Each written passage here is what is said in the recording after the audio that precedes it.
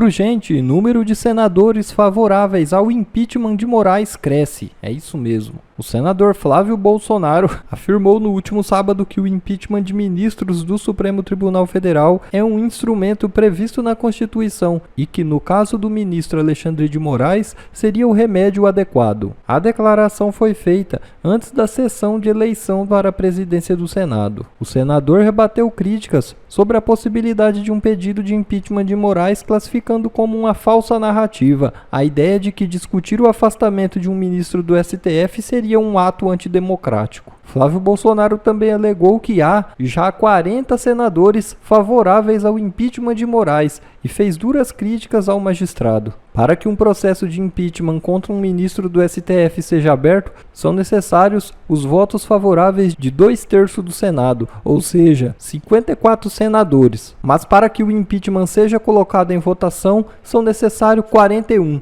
números que o senador acredita já possuir. E acredita também que, inegavelmente, o impeachment de Moraes será o ponto de partida para colocar um fim em toda a cruel perseguição contra o ex-presidente Bolsonaro e seus aliados.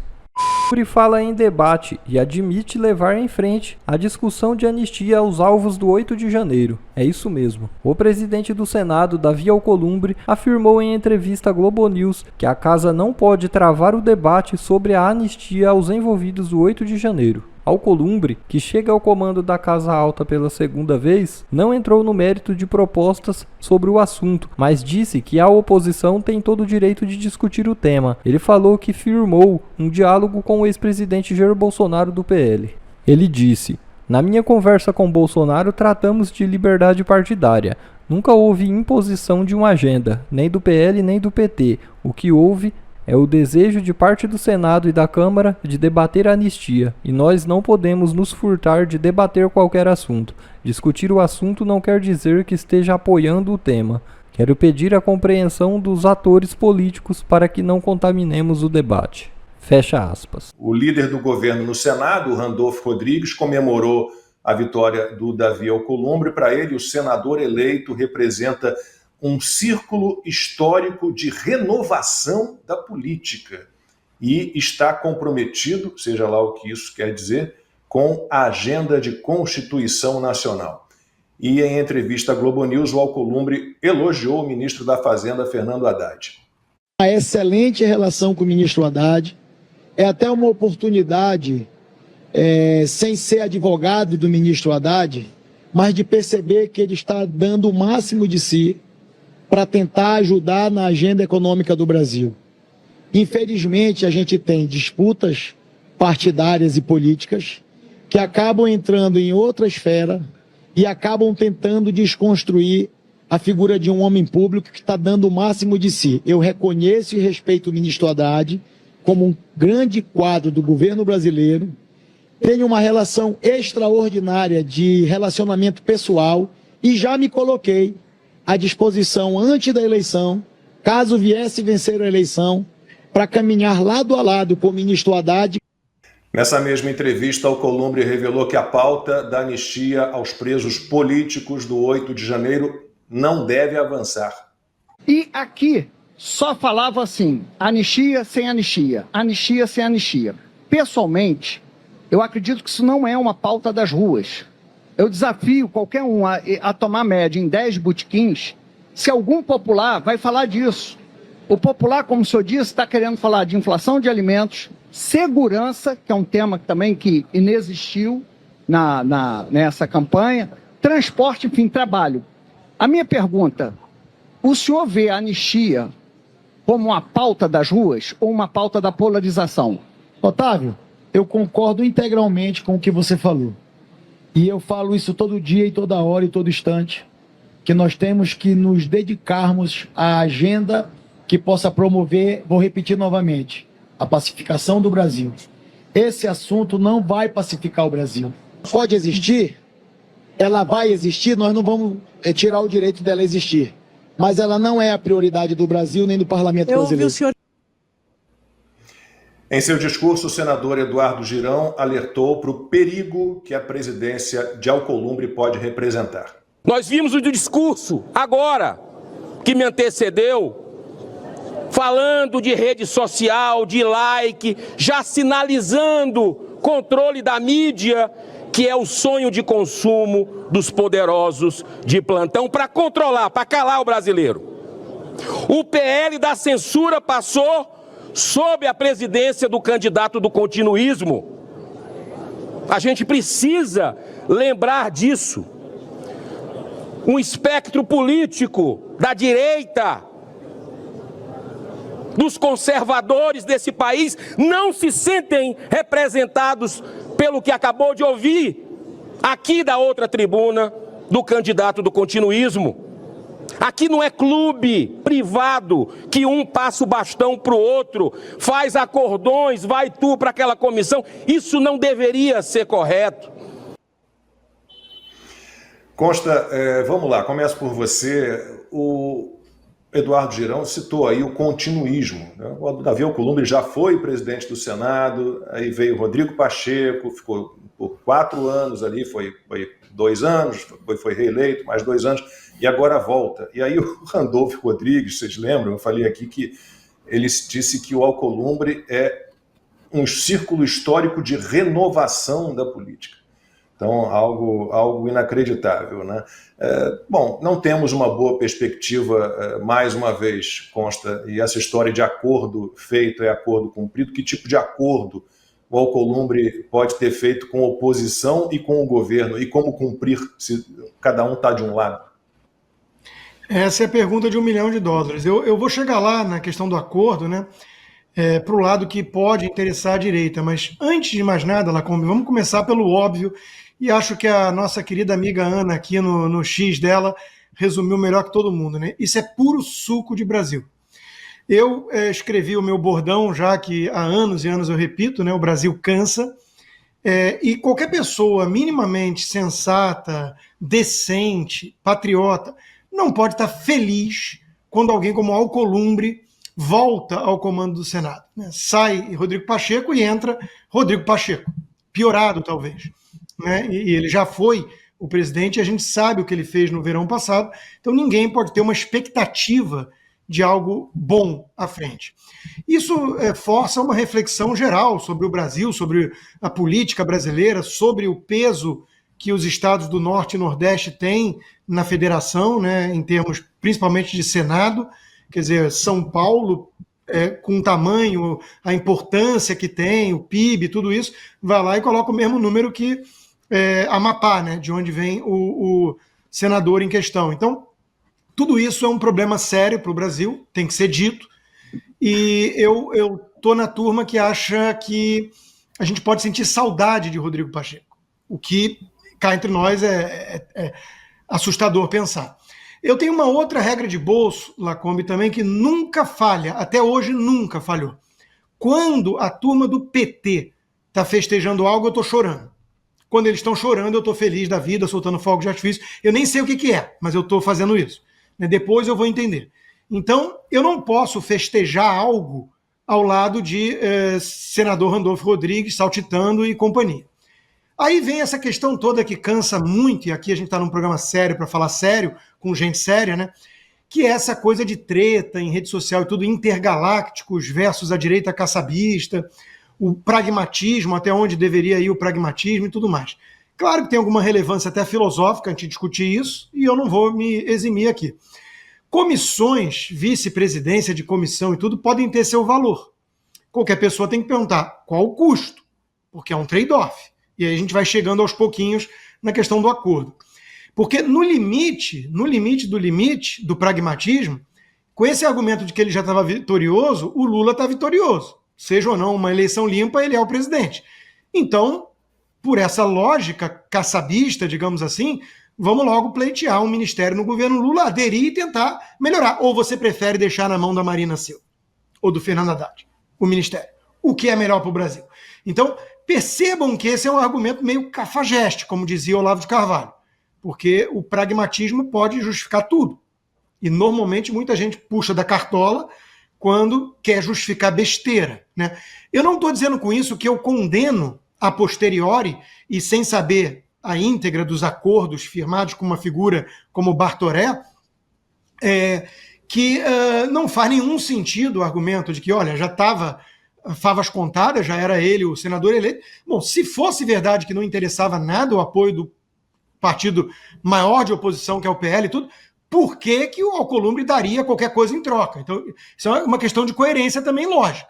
Ah, já estava ganho, não tinha nada o que fazer, mas negociamos um acordo. Ué, por que que ele negociou? Então tem algum peso para ele esse apoio do Alcolumbre e até de Bolsonaro em essência, no limite. Uma ligação do Bolsonaro para parabenizá-lo deve ter um peso, né? Senão não teria acordo. É elementar, meu caro Watson. Então eu estou querendo entender o acordo, assim como todo o Brasil. Eu não coloco em xeque a boa intenção de muita gente bolsonarista ou do PL e tudo mais. Mas é evidente que me incomoda bastante uma turma que justifica qualquer coisa, de repente o Nunes tem que ser o melhor prefeito do mundo, apoiar tudo isso aí é uma estratégia brilhante, é um xadrez de 4D, ao mesmo tempo que eles dedicam quase todo o tempo, essa patota, a demonizar gente liberal clássica ou de direita. Pô, dá para dar uma lista enorme aqui, mas vamos lá, Ruschel, o Marcel Van Hatten, que é um grande parlamentar de oposição, né? Nossa querida Ana Paula Henkel e a Renata Barreto, tanta gente é massacrada por esse pessoal, o Príncipe, né? Que volta e meia está aqui no nosso programa, mas eles se recusam a criticar Alexandre de Moraes, agora o próprio Alcolumbre, o Ricardo Nunes. Poxa, tá ficando esquisito esse xadrez, tá ficando estranho esse jogo, né? Que você demoniza o Marcel Van Hatten, que é uma das vozes que mais defendem a restauração da democracia no Brasil, mas você poupa o Alexandre de Moraes, porque é uma estratégia. Senão, o PT volta? Não sei, né? Qual é o argumento nesse caso. O que eu sei é que não me interessa disputa partidária, eleitoral. Eu não estou nesse jogo, eu não tenho partido, eu não sou candidato a porcaria nenhuma, me interessa o Brasil. E hoje não faz sentido discutir Senado brasileiro sem colocar o elefante na sala. O elefante na sala é o casuísmo, o arbítrio, a prisão ilegal, perseguição política. Carla Zambelli está sendo agora caçada pelo TRE de São Paulo e muita gente ficou em silêncio. Então, me parece que alguns estão jogando um jogo perigoso, que o acordo talvez seja queima quem já está queimado, joga para o leão quem vai ficar com a peixe de radical, e surge aí vamos dizer assim, um novo bolsonarismo mais moderado, que, poxa, faz acordo e até elogia e liga para dar parabéns para o Alcolumbre. Essa é a visão mais pessimista da coisa.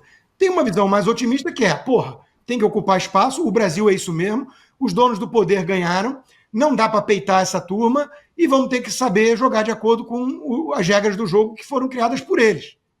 Tudo bem, esse é um argumento razoável. Resta saber se vai realmente surtir efeito fazer pacto com o diabo. O que tem para o povo brasileiro nisso? É uma questão que fica em aberto, né? Porque alguns estão falando, o próprio Gaia, deputado Gustavo Gaia, deu a entender que o acordo seria a elegibilidade do Bolsonaro. Isso é bom para a direita, porque, afinal de contas, o Bolsonaro seria muito melhor do que isso aí que nós temos e tudo mais. Resta, claro, saber se isso realmente está na mesa. O Alexandre de Moraes, o sistema, deixará Bolsonaro disputar a eleição? Eu tenho muitas dúvidas. E se isso acontecesse, digamos assim, e ele vencesse, que são muitos sis, que Bolsonaro seria esse? Seria o Bolsonaro do Paulo Guedes de volta, do Salles, que está sendo demonizado pela turma, ou um Bolsonaro do Valdemar Costa Neto e do Alcolumbre do Kassab, né? Porque é um governo bem diferente. Então, são muitas questões em aberto, muitas questões. Eu não tenho bola de cristal, eu confio na boa intenção de muitos ali, outros nem tanto, né? Quero crer que estão tentando salvar o que for possível, mas não acho que no acordo, como vimos no trecho que mostramos, está os presos políticos do Brasil. E isso, para mim, Lacombe, volto a repetir, é a prioridade. Nós temos, como diz o próprio Bolsonaro, órfãos de pais vivos. Nós temos uma cabeleireira, mãe de 2 filhos pequenos, presa por usar um batom numa estátua, num país que solta traficante pego com não sei quantas toneladas de droga, né? Então, o negócio está muito errado no Brasil. Se o único jeito de salvar o Brasil é acordo com o Bartoré, eu acho que esse Brasil talvez não mereça ser salvo. Essa é uma impressão que eu tenho. É triste dizer isso, mas muita gente boa está chegando a essa conclusão. Que país é esse que estão salvando? Essa é a pergunta. O Tiago Brasileiro fez aqui um superchat. Obrigado, Tiago. Mandou o seguinte comentário: esse também é meu argumento. Se eles já estavam garantidos, por que iam negociar? Ana, e acho que assim, a única esperança... Bom, o Congresso é muito ruim, gente. Eu me lembro quando a gente estava lá na Revista Oeste fazendo a cobertura das eleições no primeiro turno e muita gente comemorando, um Congresso conservador, um Congresso conservador. O Congresso é muito ruim, ainda é muito ruim. Acho que ainda falta muito para a gente ter um Congresso, uma Câmara e um Senado decentes. Mas se há alguma esperança de que o Alcolumbre vai cumprir algum tipo de acordo decente da mesma forma, isso reside no seguinte, Ana, a gente viu aí presidente do PSD, presidente do Republicanos, Merval Pereira no Globo, Andréa Sadi na Globo News, todo mundo meio que já largando. Bom, Arthur Lira, né? Arthur Lira desceu a lenha no Haddad, desceu a lenha no governo. Então, acho que se há alguma esperança de que pode haver algo decente com o Davi Alcolumbre na presidência do Senado, vem disso, né?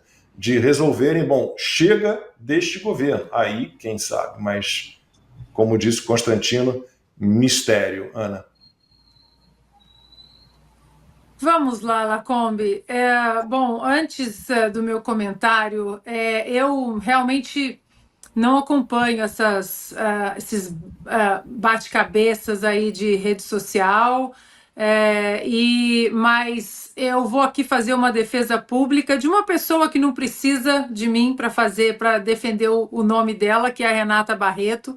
Mas ela, desde ontem, eu conversei com ela, ela está sendo atacada de uma maneira vil, covarde, por parte da direita. Então, assim, o que é impressionante é que, durante a eleição de São Paulo, por exemplo, a Renata, ela deu a opinião dela sobre a candidatura do Pablo Marçal, por exemplo, dizendo que ela não acreditava na candidatura ou naquela bondade toda, aqueles projetos meio vazios que ele colocava ali, aquela coisa de internet. E aí o que aconteceu? Ela foi atacada exatamente porque ela não defendeu a candidatura do Pablo Marçal. Agora, ela simplesmente criticou a eleição do Alcolumbre, e aí os bolsonaristas que concordavam com ela de maneira veemente durante a eleição de São Paulo, as mesmas pessoas estão desde ontem atacando a Renata Barreto. Então, eu acho que essa ruptura toda, que você tem que concordar 100% o tempo todo. Eu sempre falo, né, aquela frase do Ronald Reagan: se alguém concorda comigo 80% do tempo, essa pessoa é um aliado e não 20% um traidor.